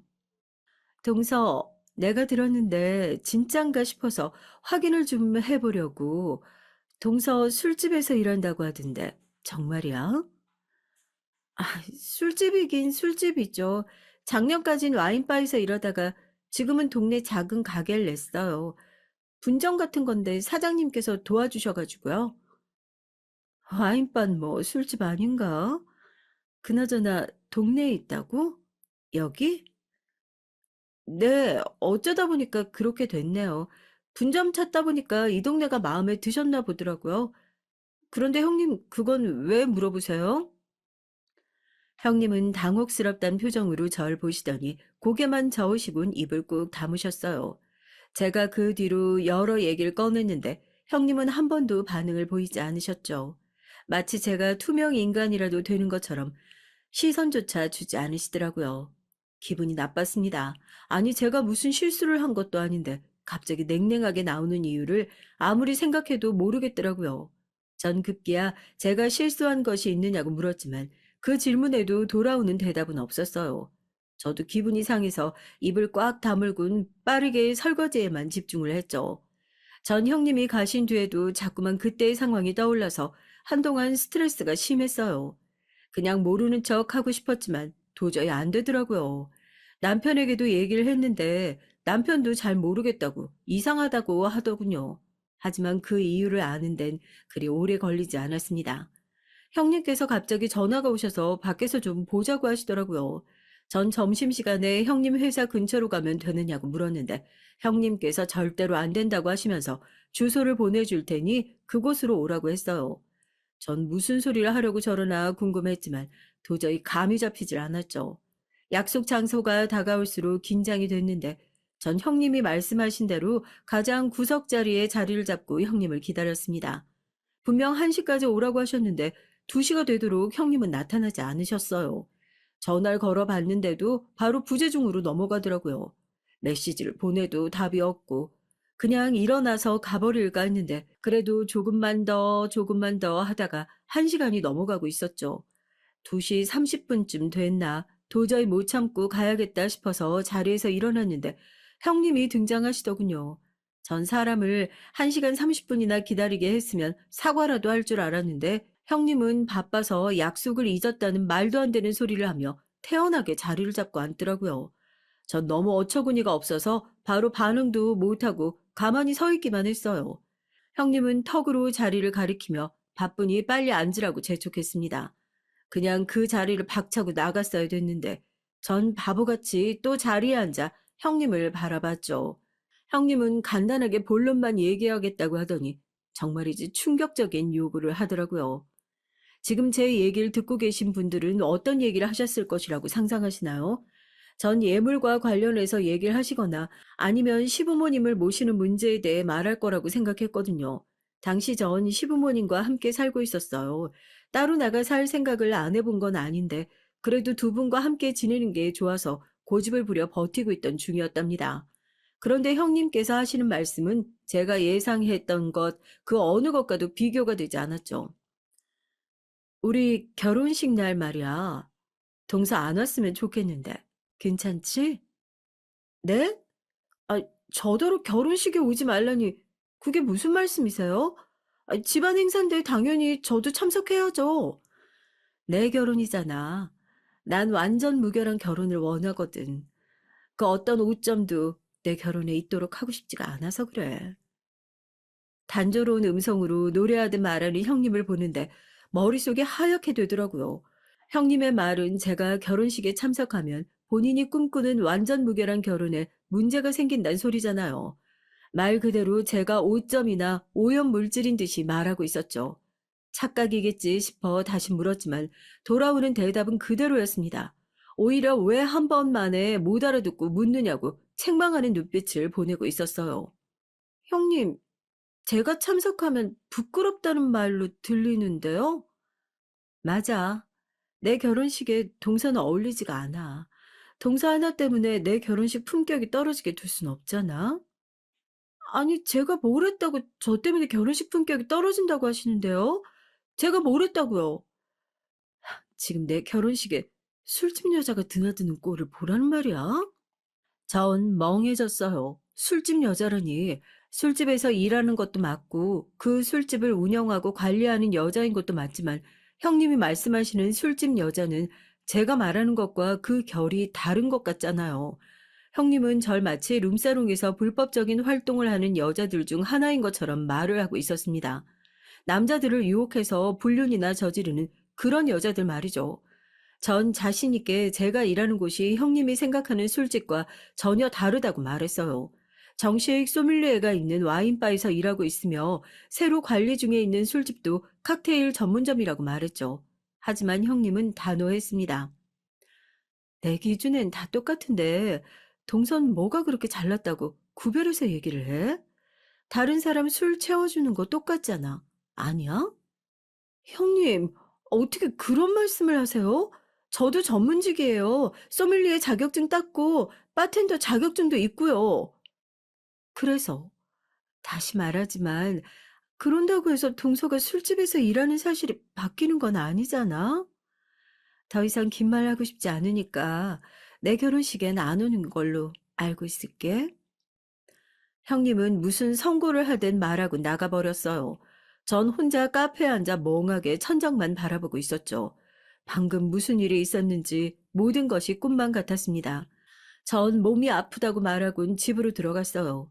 시어머니께선 쉬는 날도 아닌데 들어오는 저를 보고 당황하셨죠. 전 몸살 기운이 있는 것 같아서 그냥 하루 쉬기로 했다고 말했고 시어머니께선 걱정스러운 얼굴로 병원을 가자고 하셨답니다. 시어머니의 다정한 손길과 걱정스러운 목소리에 눈물이 날 것만 같았어요. 전 시어머니 곁에 누워서 시어머니 허리를 껴안았습니다. 시어머니께선 그런 제 머리를 쓰다듬어 주시더니 혼자서 끙끙거리지 말고 힘든 일 있으면 언제든 말하라고 하시더군요. 낮에 형님과 있었던 일을 하나도 빠짐없이 다 얘기하고 싶은 충동이 들었지만 전 입을 다물곤 가만히 시어머니 손길에 눈을 꼭 감고 있었어요. 기분이 정리된 건 그로부터 몇 시간이 흐른 뒤였습니다. 시어머니께선 제가 잠들 때까지 토닥이며 절 챙겨주셨어요. 눈을 뜨니 벌써 저녁 시간이더군요. 오랜만에 집에 와서 저녁을 먹고 자료를 뒤적거리는 남편에게 얘기를 좀 하자고 했죠. 남편은 안 그래도 얼굴이 계속 나빠 보여서 걱정했는데 무슨 일이 있었느냐고 물었고요. 아주버님 결혼식 말이야. 나 아무래도 그때 일이 있어서 못 갈 것 같아. 일은 무슨 일? 중요한 가족 행사에 당신이 빠진다는 게 말이나 되는 소리야? 나도 사정이 좀 있어서. 사정은 무슨 사정? 자기 빠진다고 하면 어머니랑 아버님 엄청 충격받을 텐데. 당신 무슨 일 있어? 갑자기 왜 결혼식에 오지 않겠다 그래? 그냥 가게에 좀 일이 있어. 남편은 절대 제 말을 믿을 수 없다고 하면서 솔직하게 얘기를 하라고 다그쳤어요. 형사의 감이라는 것이 남편은 끝까지 저를 물고 늘어졌죠. 전 결국 낮에 있었던 일을 털어놓을 수밖에 없었답니다. 얘기를 다 들은 남편은 벌떡 일어나 전화기를 찾더군요. 전 지금 남편이 어떤 일을 하려고 하는지 단박에 눈치를 챘어요. 전화기를 찾는 남편을 막아서며 절대로 안 된다고 말렸지만 남편은 어떻게 가만히 있을 수 있느냐고 하면서 이대로 그냥 넘어갈 문제가 아니라고 말하더군요. 전화해서 뭐라고 하려고. 당신 일 키우지 말고 잠깐만 좀. 당신을 무시해도 정도가 있지. 지금 말이 되는 소리야, 이 상황이? 왜 사람더러 오라 마라. 형수님이 뭐라도 되는 것처럼. 남편은 좀처럼 진정하지 못하고 방을 서성이며 절대 용서할 수 없다는 소리만 반복했습니다. 괜찮진 않았지만 분노로 가득 찬 남편의 모습을 보고 있자니 저도 모르게 괜찮단 말이 나오더군요. 제 말에 남편은 더 많이 화가 난 것 같았어요. 당장이라도 형님에게 찾아가서 따지겠다는 남편을 겨우 진정시키고 나서야 마음을 놓을 수 있었답니다. 남편은 절대로 기죽을 필요 없다고 하더니 떳떳하게 자신과 결혼해서 가면 된다고 말하더라고요.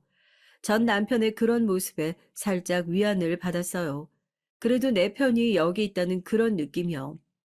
일주일 정도 지났을까 형님이 집으로 오셨습니다. 시어머니와 의논할 일이 있다고 하더군요. 이미 형님에게 마음이 상했지만 전 본 척도 하지 않고 묵묵히 저녁 준비를 했죠.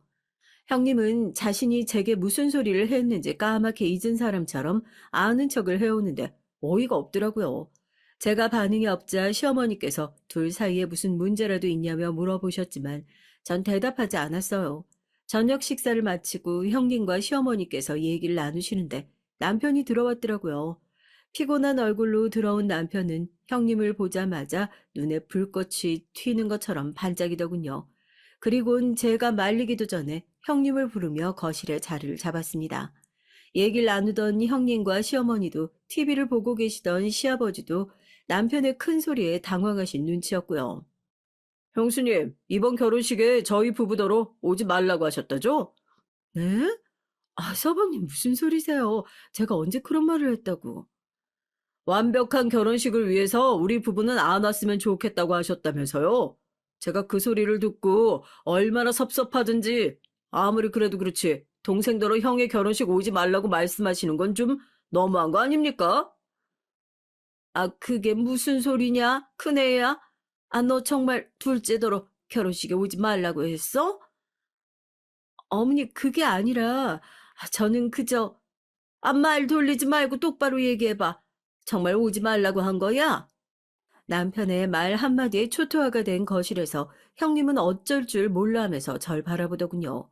어떻게든 해보라는 눈빛이었지만 전 고개를 돌렸죠. 시어머니께선 대답을 못하는 형님께 엄한 얼굴로 형제들끼리 우애가 얼마나 중요한데 그런 소리를 할 수 있느냐고 당장 사과하라고 하셨습니다. 형님은 절대 그런 말이 아니라고 하면서 자신의 의도를 오해한 것 같다고 변명을 했어요. 하지만 시어머니께선 끝까지 저희 부부에게 사과를 하라고 하셨고요. 결국 형님은 자신의 말이 심했다고 하시면서 미안하단 말을 하셨는데 그 말을 하시면서 절 바라보는 눈빛이 얼마나 서늘한지 한겨울보다 더 시린 눈빛에 괜히 몸이 부르르 떨렸답니다. 그렇게 형님과 전 첫 단추부터 엉망으로 시작을 했어요. 형님과 자주 만나진 않았어요. 저와 다르게 형님에겐 금방 아기 천사가 찾아왔고 안정을 핑계로 시댁엔 발길조차 하지 않았거든요.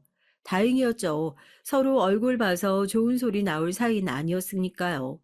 그럼에도 불구하고 형님이 어쩌다 한번 시댁에 오는 날엔 꼭 제 속을 뒤집어 놓고 가셨답니다.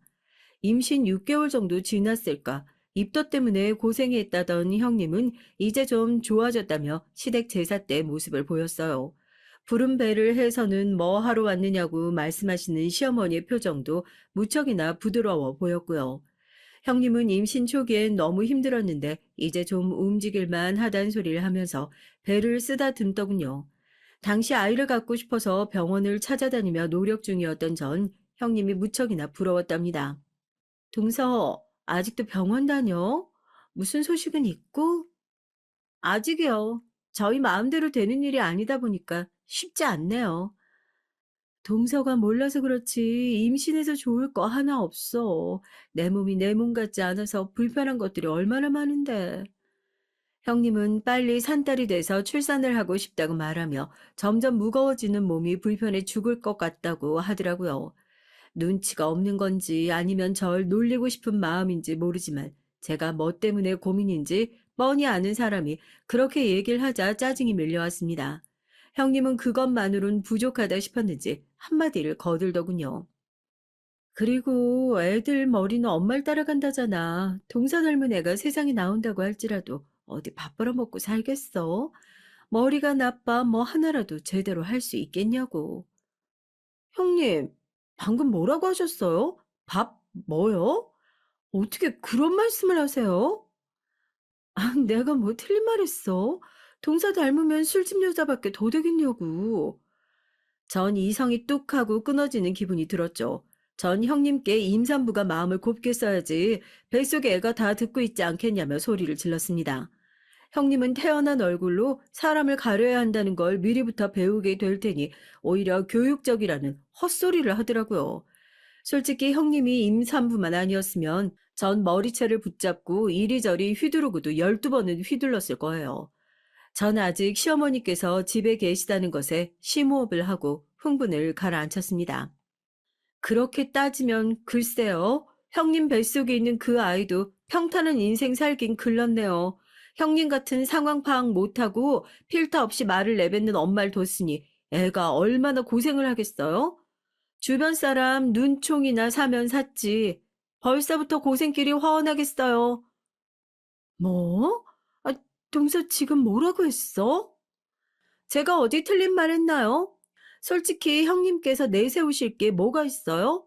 저처럼 자격증이 하나라도 있으세요? 스스로 할 수 있는 일이 뭐가 있으시냐고요? 저의 도발적인 말에 형님은 입술을 깨물곤 감히 누구한테 그런 말을 하느냐고 하더니 그래도 자기가 형님인데 위아래 없이 배운 것 없는 티 내느냐고 했죠. 전 평온한 척 고개를 들고 형님을 바라봤습니다. 형님은 자신에게 했던 말을 후회하게 해주겠다고 했지만 전 누가 먼저 시작했는지 똑똑히 기억하라고 말하곤 자리에서 일어났어요. 속 시원했냐고 물어보신다면 그렇다는 말은 못하겠네요.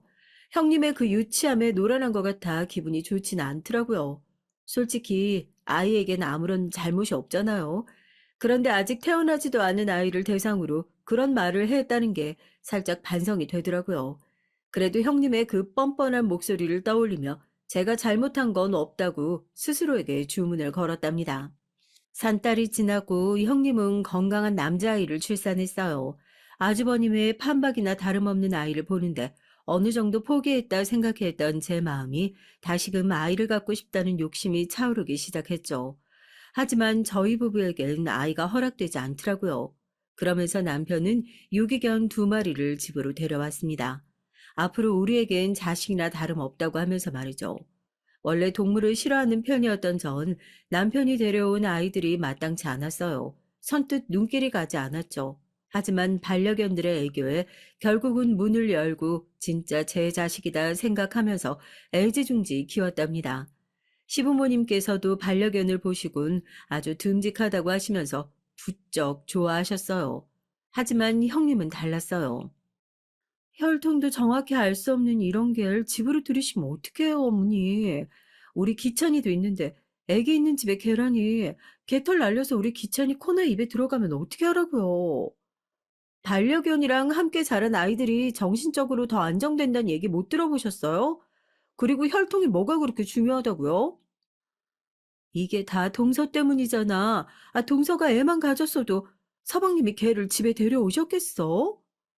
큰애야, 너 말 왜 그렇게 하니?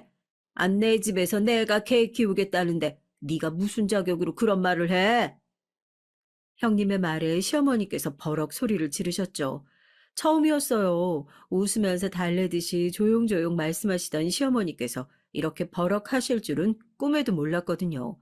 형님도 많이 당황한 눈치였습니다.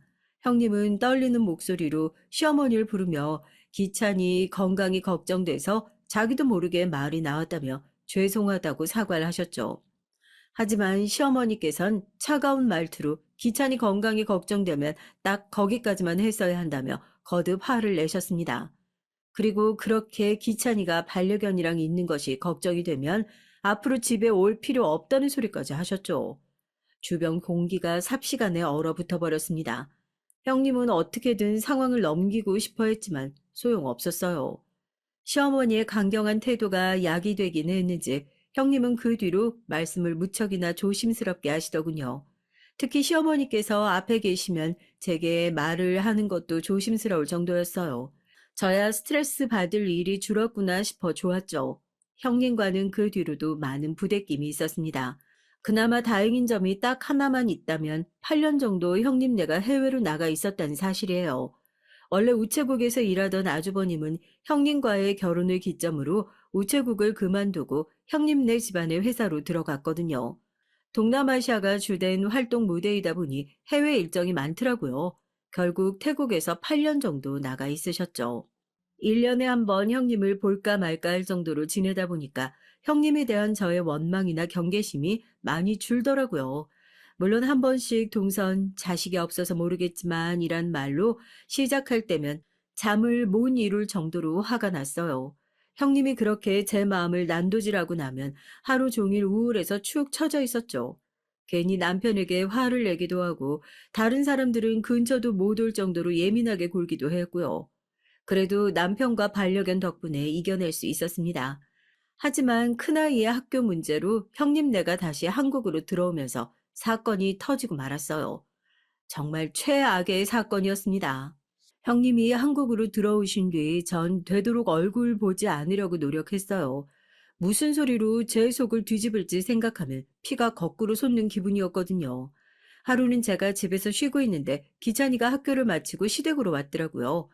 제가 일에 빠져서 외출이 잦아 몰랐는데 최근 들어 시어머니께서 기찬이와 그 아래 동생들까지 애 셋을 돌보고 계셨더라고요.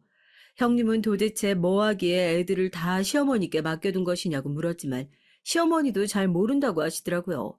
잠깐만 봐달라고 해서 그러겠다고 했더니 요즘은 매일같이 아침에 데려다 놓고 가버린다고요. 형님이 밖에서 일을 하는 사람도 아닌 것 같은데 이게 무슨 경우인가 싶었지만 더 이상 알려고 했다가 괜히 싸움이 될 것 같아 입을 다물었죠. 커피 마시면서 거실로 나오는데 기찬이가 절 부르더라고요. 숙모, 저 이거 하나만 알려주세요. 뭐? 숙제 중이었어? 학원 숙제인데 잘 모르겠어요. 전 기찬이가 내민 문제집을 보고 깜짝 놀랐어요. 이제 초등학교 1학년인 기찬이가 내민 문제집은 초등학교 5학년 내용이었거든요. TV에서 수학 선행에 대해 말들이 많더니만 기찬이가 그 주인공일 것이라고는 생각지 못했던 전 도대체 얼마나 일찍 공부를 시작한 것이냐며 속으로 중얼거리곤 기찬이가 물어본 문제를 설명해 줬어요. 기찬이는 학원 선생님보다 더 설명을 잘해 주시는 것 같다고 저한테 몇 가지 더 물어봤죠. 오랜만에 수학을 봐서 그런가 저도 기분이 좋았습니다. 수학은 제가 제일 좋아하고 자신 있는 과목이었거든요. 기찬이는 앞으로 숙제는 저랑 해야겠다는 달콤한 말까지 하면서 활짝 웃는데 마음 한쪽이 따끔거리더라고요. 형님이 그날만큼 부러웠던 적이 없었답니다. 이렇게 착하고 예쁜 자식이 있다니 하고 말이죠. 기찬이는 그 뒤로도 제가 있을 때면 수학 숙제를 가져와서 물어봤어요. 저 역시 열심히 기찬이가 이해하기 쉽도록 설명해 줬고요. 사건이 있었던 그날도 기찬이에게 수학을 알려주고 있었어요. 기찬이와 머리를 맞대고 앉아 한참 문제를 풀고 있는데 갑자기 손이 쑥 들어오더니 문제집을 낚아채더라고요. 언제 들어왔는지 향수 냄새를 풀풀 풍기는 형님이 문제집을 넘겨보면서 저와 기찬이를 번갈아 바라보고 있었죠. 전 언제 들어오셨느냐며 인사를 했지만 형님은 대답도 하지 않으셨습니다. 대신에 저와 기찬이가 한창 풀었던 문제집 바닥을 찢어버리셨어요. 종이가 찢어지는 날카로운 소리가 울려 퍼졌고요. 황당한 전 무슨 짓이냐고 형님에게 물었죠. 송기찬, 너 지금 숙제를 스스로 안 하고 뭐 하는 짓이야? 그리고 궁금하면 학원 가서 물어야지. 지금 누구한테 물어보는 거야? 물어볼 사람이 그렇게 없어? 형님, 기찬이한테 왜 소리를 지르고 그러세요? 수학 숙제하다가 모르는 문제가 생겼다고 해서 좀 봐준 걸 가지고 그렇게 소리 지를 일은 아니잖아요. 동선 끼어들지 말고 가만히 있어. 지금 내가 기찬이 훈육하고 있잖아? 동선 뭘 한다고 끼어들길.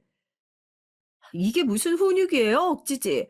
기찬이가 답지를 보고 적은 것도 아니고 저랑 같이 공부하고 있었다고요. 그게 무슨 큰 잘못이라고 소리를 지르시냐고요. 동서 따위한테 물어보고 있는데 그럼 그게 잘못이 아니야? 형님의 외침에 전 그 자리에 굳어버렸습니다. 어린 기찬이 앞에서 그런 말씀을 하실 거라고는 생각하지 못했거든요. 형님은 그렇게 말씀하시고도 화가 풀리지 않는지 문제집을 바닥으로 던지고는 밟기 시작했어요. 그러곤 저를 바라보면서 잊을 수도 없는 말을 내뱉으셨죠. 천박한 주제 지금 누굴 가르쳐? 고등학교도 졸업 못해서 검정고시나 본 주제 그 얄팍한 머리로 우리 기찬이한테 뭘 가르칠 수나 있느냐고 나대는 거야? 고작 동서가 가르칠 게 술 팔고 웃음 파는 것밖에 더 있어? 형님, 말이면 단줄하세요? 머리가 나쁘세요? 제가 술을 팔고 있긴 하지만 형님이 말씀하시는 것과는 전혀 다른 일이거든요. 전문직이라고요. 도대체 몇 번을 더 말씀드려야 돼요? 형님이 무시하실 그런 사람 아니라고요, 저. 솔직히 말해봐. 동선의 자식 못 보는 거 다 동서 탓이지? 하긴 어릴 때부터 술집에서 돈 벌던 인간이 몸이라도 제대로 간수했겠냐고. 머리에 들어있는 게 없으니 몸은 더 가벼웠겠지. 전 형님의 개소리를 더 이상은 참고 있을 수가 없었습니다. 전 떨리는 목소리로 기찬이에게 할머니 방으로 들어가서 나오라고 하기 전까지 문을 걸고 있으라고 했어요. 기찬이는 잔뜩 겁에 질린 상태로 저와 형님을 번갈아 보더니 제가 어서 들어가라고 하자 시어머니 방으로 뛰어 들어갔죠. 기찬이가 들어간 것을 확인하고 전 형님에게 말했습니다. 저도 참을 만큼 참았어요. 형님이 잘났으면 뭐 얼마나 잘났다고 저만 보면 사사건건 술집 얘기를 절 무시하시는데요? 어디에 붙어 있는지도 알 수 없는 해외 대학 졸업장 하나 있으면서 뭐가 얼마나 잘났다고 목에 힘을 주고 다니시냐고요? 내가 동서랑 같아? 하긴 이러니 부모가 다 못 키우겠다고 하고 버리고 갔지. 나라도 동서는 못 키우겠다. 지금도 이렇게 막 나가는데 어릴 땐 얼마나 대바라졌었겠어? 아, 이 사람이 진짜? 전 손을 뻗어 형님의 머리채를 휘어잡았습니다. 형님은 제가 이렇게 공격할 것이라고는 생각하지 못했는지 소리를 지르며 당장 놓으라고 했어요. 전 오늘 결판을 내자는 심정으로 형님의 머리채를 이리저리 휘두르면서 앞으로 헛소리 절대 못하게 만들어주겠다고 했죠. 형님도 보통은 아닌지 금방 반격을 하더군요. 거기다 손가락마다 끼워진 반지가 얼마나 날카로운지 형님의 휘젓는 손에 제 팔에도 여기저기 상처가 생기기 시작했고요. 저와 형님은 서로 엉켜서 잡아당기고 때리고 아주 난리도 아니었습니다. 그때였죠. 이게 무슨 짓이냐는 큰 소리에 저와 형님은 순간 얼어버렸습니다. 강한 힘으로 저와 형님의 손을 떼어내는 것이 느껴졌어요. 남편이었어요. 지금 두 사람 뭐 하는 짓이에요? 한두 살 먹은 어린애도 아니고, 이게 무슨 행동이냐고요? 서방님 잘 들어오셨어요. 도대체 서방님은 동서가 뭐가 좋아서 같이 사시는데요? 이렇게 무식하고 저속하고 천박한 사람인데 말하다 말고 머리채를 잡다니. 아, 진짜 수준 떨어져서. 형님은 뭐가 그렇게 교양 있게 말씀하셨다고 그러세요? 먼저 선 넘은 사람은 형님이시잖아요. 눈에 보이는 대로 말했을 뿐인데 동서가 괜히 찔리는 구석에 있으니까 이렇게 무식하게 나오지. 전 형님의 말에 어디 끝까지 가보자며 다시 덤벼들었지만 남편에 의해 막혀버렸습니다. 남편은 무슨 일이 있었는지 차분하게 말해보라고 했어요. 형님은 제가 말하기도 전에 대화 도중 갑자기 제가 달려들었다고 말했죠. 자기도 잘못했다는 생각이 들었는지 저한테 퍼부었던 막말은 쏙 빼고 얘기를 하더라고요. 형님은 절 병원에 데려가서 검사를 좀 받아보는 것이 어떻겠냐고 했어요. 전 기가 차서 코웃음을 터뜨리며 어떻게 자기가 한 짓은 쏙 빼고 말할 수 있냐고 했어요. 형님은 고개를 쳐들며 있었던 일 그대로 얘기를 했을 뿐인데 무슨 소리냐고 했고요. 전 남편에게 형님이 제게 했던 말을 그대로 전하며 그런 소리를 듣고 어떻게 참을 수 있겠냐고 했죠. 제 팔목을 쥐고 있는 남편의 손등 위로 힘줄이 돋는 것이 보였습니다. 남편은 이를 갈며 제가 한 말이 진짜냐고 형님에게 물었죠. 형님은 절대 그런 적이 없다고 잡아떼셨고요. 오히려 부부가 짜고 자신을 곤란하게 한다고 소리를 지르시더라고요. 한창 소란스러울 때 시부모님도 들어오셨습니다. 모처럼 두 분이 영화를 보러 가셨다가 시부모님은 어수선한 집안을 바라보며 무슨 일이냐고 하셨고요. 사색이 된 얼굴로 저희들을 보시는 시부모님 얼굴을 보니 온몸이 화끈거릴 정도로 부끄러웠습니다. 시아버지께선 다 큰 어른들이 뭐 하는 짓이냐고 호통을 치셨고요. 어머님, 아버님, 아무리 제가 싫어도 그렇지 동서랑 서방님이 둘이서 절 이렇게 핍박해도 되는 거예요? 여기 좀 보세요. 이거 다 동서가 만든 거라고요. 그런데 서방님이 들어오셔선 제 말은 믿지도 않고 동서랑 편이 돼서는 저를 몰아가잖아요. 아니, 이게 다 무슨 일이야? 세상에 머리가. 손은 왜 또 이렇고. 둘째야, 너도 마찬가지야. 아니, 팔에 이 상처는 다 뭐니. 둘이 싸우기라도 했어. 동서가 다짜고짜 제 머리부터 잡잖아요, 어머니. 정말 제가 서러워서. 원인 제공을 누가 했는데 지금? 보세요, 저한테 덤벼드는 꼴을요. 동서가 저한테 이럴 수가 있냐고요. 피해자인 척 눈물을 보이는 형님을 보는데 가증스럽더군요. 온몸에 벌레가 기어다니는 기분이었습니다. 시어머니께선 곤란한 얼굴을 하시며 한숨만 내쉬고 계셨어요. 형님은 제가 무서워서 도저히 못 살겠다고 하더니 결혼 초기부터 제가 자신을 시샘해서 괴롭혔다는 말도 안 되는 소리를 늘어놓았죠. 시어머니께선 이젠 그만하고 상처를 치료하자고 하셨지만 형님은 저 때문에 무서워서 집에 가야겠다고 앞으로 제가 있는 동안엔 오지 않겠다며 손자들 보고 싶으시면 절 내보내든지 아니면 자기 집으로 오란 말을 하더군요. 너무 어처구니가 없어서 형님에게 한 소리 하려는데 시부모님 방문이 열리면서 기찬이가 고개를 내밀더라고요. 기찬아, 동생 자니? 너 나가서 엄마 차 타고 있어. 엄만 동생 데리고 갈 테니까. 엄마 거짓말쟁이야. 학교 선생님이 거짓말 나쁜 거라고 말했는데 엄마는 그럼 나쁜 사람이야? 기찬아, 갑자기 무슨 소리야? 꿈 꿨어? 엄마가 나중에 상대해 줄 테니까 지금은 엄마 말 듣고 가방 챙겨서 나가 있어. 학원 갈 시간이잖아. 엄마가 먼저 숙모한테 천박하다고 그랬잖아. 나 숙제 가르쳐 주셨던 거 다 찢어버리고 소리 질렀잖아. 그런데 왜 숙모가 나쁜 사람이라고 해? 숙모 좋은 사람이야. 학원 선생님보다 100배, 1000배는 더 똑똑하고 모르는 것도 없는데 엄마는 왜 거짓말해? 왜 숙모를 아프게 해? 기찬이의 순수한 질문에 모든 시선이 형님에게 집중됐어요. 형님은 허둥거리며 기찬이의 입을 손으로 강하게 막더니 나가 있으라는데 왜 말을 안 듣느냐고 했고요. 어찌나 강한 힘으로 입을 막는지 기찬이의 얼굴이 삽시간에 붉어지더라고요. 전 기찬이에게 무슨 짓이냐고 소리를 질렀지만 형님 귀엔 들리지 않는 것 같았습니다.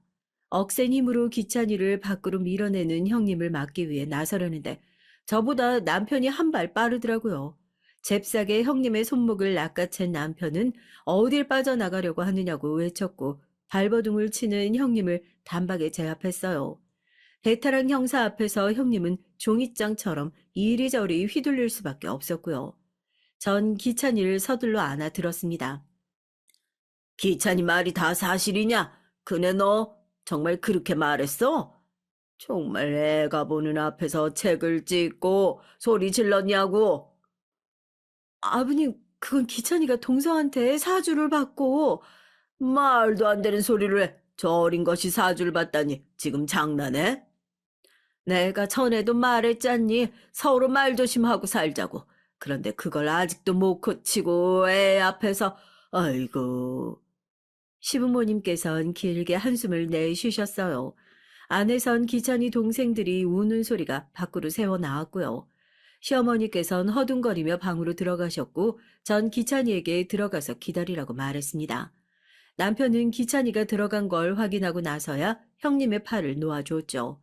형님은 중심을 잡지 못하고 그대로 바닥으로 쓰러졌어요. 우리 그이가 이 사실 알면 가만히 있을 것 같아요? 우리 집은 내가 어떻게 나올 줄 알고 이렇게 하세요, 서방님? 뭘 어떻게 하시게요? 왜요? 제 출세길이라도 막아보시게요? 어디 할 수 있으면 해보세요. 틀린 말 한 것도 아닌데 다들 왜 저한테 난리세요? 동네에서 술이나 파는 년 말보다 제 말을 믿으셔야 되는 거 아니에요?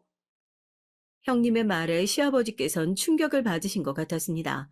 하긴 그동안 보여준 모습과는 180도 다른 얼굴을 하고 있는 맏며느리를 보고 놀라지 않을 사람이 어디 있겠어요. 형님은 자신이 가진 모든 걸 동원해서 저와 남편을 가만히 두지 않겠다고 말했습니다. 남편이 시큰둥한 반응을 보이자 형님은 어디 두고 보자며 시댁을 빠져나갔죠. 그렇게 나가버린 형님은 자식들은 궁금하지도 않는지 전화 한 번 없더라고요. 아주버님께서 하얗게 질린 얼굴로 와선 아이들을 데려가겠다고 했지만 시부모님께선 그런 엄마 밑에서 뭘 배울 수 있겠냐고 하시면서 당장 와서 사과부터 하라고, 그렇지 않으면 앞으로 애들 얼굴은 못 볼 거라고 강하게 말씀하셨어요. 전 그래도 형님이 모성애는 있겠거니 싶었거든요. 그런데 끝까지 오지 않으시더라고요. 그 사건이 있고 일주일이 지났을까 아주버님께서 짐을 챙겨서 집으로 들어오셨습니다. 전 무슨 일인가 싶어 놀란 얼굴로 연유를 물었지만 아주버님께선 입을 꾹 다물곤 그저 다 끝났다는 말만 했어요. 남편 역시 굳은 얼굴로 집에 들어와선 아주버님과 몇 시간이고 얘기를 나누더군요. 다음날 아주버님께선 저와 시부모님께 애들을 잘 부탁한다고 말하곤 아침부터 나가셔서 집에 들어오지 않으셨고요. 전 마지막 인사를 하는 아주버님 얼굴이 마음에 걸려 혹시나 나쁜 마음을 먹는 건 아닌가 걱정이 됐습니다. 남편에게도 얘기를 했지만 남편은 별일 아니라는 말만 했죠. 이런 제 걱정과 궁금증은 며칠 뒤 까칠한 얼굴로 돌아온 아주버님을 통해 해결됐습니다. 사실 남편이 그날 형님 앞에서 시큰둥했던 건 이유가 있더군요. 형님이 태국에서 들어오시면서 집중력 향상에 도움이 된다는 약을 가지고 들어오셨는데 그게 마약의 일종이라고 하더군요. 그 약으로 여기저기 돈 있는 집의 자식들 교육 목적으로 먹이면서 좋다고 팔았다는데 그게 문제가 됐다는 것이었어요. 그중 한 아이가 알레르기 반응으로 병원에 입원을 했는데 그 집이 하필이면 남편의 상사였던 거죠. 그 일로 형님에 대해 수사를 진행하고 있었던 터라 남편은 형님에게 남은 길이 얼마 되지 않았다는 걸 알고 있었던 것이었습니다. 전 왜 그런 얘기를 하지 않았느냐고 물었지만 남편은 좋은 얘기도 아닐 뿐더러 비밀리에 움직이고 있었기에 말할 수 없었다고 했어요. 그런데 문제는 더 있었습니다. 형님의 주변을 파기 시작하다 보니까 아주 온갖 범죄들이 줄줄이 밝혀졌다는 것이었어요. 형님에 관해 우리가 알고 있던 사실들 그 어느 것 하나 진짜가 없더라고요. 친정 식구라고 소개시킨 사람들도 다 아르바이트로 고용된 사람들이었고 아주버님이 일하는 회사는 방패막이로 세워둔 것뿐 진짠 따로 있었습니다. 당연히 학력도 조작이었고요. 형님이 실제로 하던 일은 마약을 영양제처럼 가공해서 들여오는 것과 젊은 남자들 여럿을 두고는 그 사람들을 통해 돈 많은 집 여자들에게 잠자리를 주선하고 돈을 받는 것이 대표적이었죠. 태국에선 여자들을 고용해서 한국에서 여행 온 관광객들을 대상으로 같은 행동을 했고요. 얘기를 듣는데 온몸이 소름이 돋더라고요. 형님이 저더러 술집 여자라고 그렇게 손가락질을 하시더니 본인이 하는 일이야말로 진짜 마담이자 포조였던 거예요. 제게 결혼식에 오지 말라고 했던 것도 혹시나 제가 자기 직원들 중 하나라도 알아볼까 싶어 걱정이 됐기 때문이더라고요. 아주버님께선 이 모든 정황에 대해 공범이냐 아니면 이용을 당한 것이냐를 두고 검찰 조사를 받아야 했는데 그 때문에 아주버님께서 자리를 비우셨다고 하더군요. 정말이지 세상이 넓은 만큼 미친 인간도 많단 소리가 납득이 되는 순간이었습니다. 그 뒤로 어떻게 되었느냐? 당연히 형님은 구속 조치가 됐고 두 분은 이혼을 하셨어요. 아이들은 여전히 시댁에서 맡아 키우고 있고요. 주변에선 아이들 유전자 검사라도 해야 하는 것 아니냐고 하셨지만 아주버님께선 이 아이들은 누가 뭐라고 해도 자기 자식이라고 선을 딱 그어버리셨죠. 전 형님이 왜 우리 아주버님과 결혼을 했을까? 진짜 궁금해요. 아니, 경찰 집안인 걸 모르고 있었던 건 아닐 텐데, 무슨 배짱으로 결혼을 했나 싶더라고요. 진짜 아주버님을 사랑했을 수도 있고, 아니면 경찰 인맥 덕을 좀 보려던 계획일 수도 있겠죠. 어느 쪽이든 무슨 상관이겠습니까? 결론은 형님이 앞으로 차디찬 곳에 갇혀 살아야 한다는 것인데 말이죠. 마지막까지 들어주셔서 정말 감사드립니다.